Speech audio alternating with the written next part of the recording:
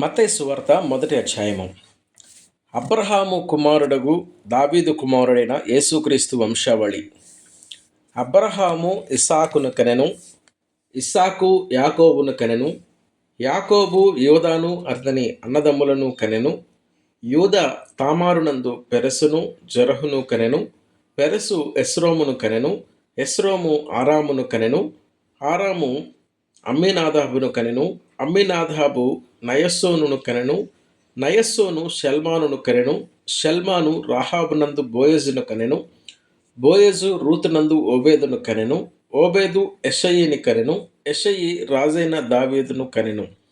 ఊరియా భార్యగా నుండిన ఆమె యందు దావీదు సొలొమోనును కనెను, సొలొమోను రెహబామును కనెను, రెహబాము అబియాను కనెను, అబియా ఆసాను కనెను, ఆసా యెహోషాపాతును కనెను, యెహోషాపాతు యెహోరామును కనెను, యెహోరాము ఉజ్జియాను కనెను, ఉజ్జియా యోతామును కనెను, యోతాము ఆహాజును కనెను, ఆహాజు హిజ్కియాను కనెను, హిజ్కియా మనష్షేను కనెను, మనష్షే ఆమోనును కనెను, ఆమోను యెషయాను కనెను.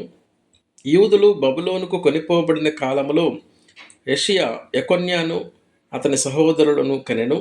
బబులోనుకు కొనిపోబడిన తరువాత యెకొన్య షయల్తీయేలును కనెను, షయల్తీయేలు జెరుబ్బాబెలును కనెను, జెరుబ్బాబెలు అబీహూదును కనెను, అబీహూదు ఎల్యాకీమును కనెను, ఎల్యాకీము ఆజోరును కనెను, ఆజోరు సాదోకును కనెను, సాదోకు ఆకీమును కనెను, ఆకీము ఎలీహూదును కనెను, ఎలీహూదు ఎలియాజరును కనెను, ఎలియాజరు మత్తానును కనెను, మత్తాను యాకోబును కనెను, యాకోబు మరియ భర్త అయిన యేసేపును కనెను, ఆమె యందు క్రీస్తు అనబడిన యేసు పుట్టెను.